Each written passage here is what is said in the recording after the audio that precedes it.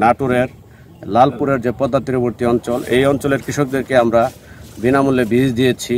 বাংলাদেশ পরমাণু কৃষি গবেষণা ইনস্টিটিউট বিনা কর্তৃক উদ্ভাবিত উচ্চ ফলনশীল চীনাবাদামের জাত বিনা চীনাবাদাম 4, বিনা চীনাবাদাম 6 এবং বিনা চীনাবাদাম 8-এর সাথে বাড়ি চীনাবাদাম 8-এর একটি মাঠ প্রায়োগিক পরীক্ষণ এখানে হয়েছে।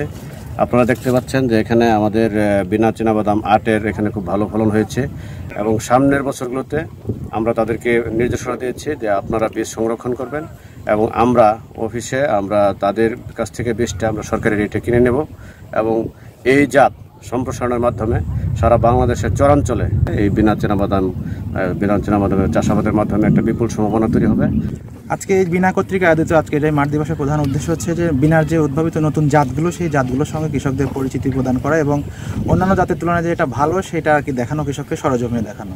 এবং আরও একটি উদ্দেশ্য যে কৃষক যাতে উন্নত জাতের বীজ ভালোভাবে তারা সংরক্ষণ করতে পারে এবং এই পদ্ধতিটা শেখানোর জন্য আজকের এই মাঠ দিবসটা। বিনা 8, বিনা 6, বিনা 4 এরকম ধরনের বিছানা আমাদের দিচ্ছে, তো আমরা লাগাচ্ছি। এর বাদাম খুব ভালো হয়েছে, বুঝছেন। এখন এই বাদামে আমাদের আশা করি কোনো অসুখ বিসুখ এখন দেয়নি, কিন্তু এবার বাদামটা ভালো হয়েছে।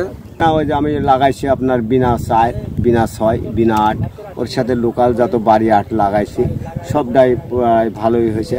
বিনা 4 দেখেন সুন্দর বাদাম, এতে খরচও কম। বন্যা নামার পর আমরা খালি লাগাই হয়ে যাই, তারপরে ওই বিঘাতে 10-12 মণ করে ফলন আসে। এরকমভাবে আমরা আবাদ করি। নদী এলাকা ধরেন বন্যা যদি আগুরে আসি যায় তখন হয়তো ডুবে যেতে পারে। তো এবার কোনো ভালো পাওয়া যাচ্ছে, বাদাম তো ধরেই গেছে।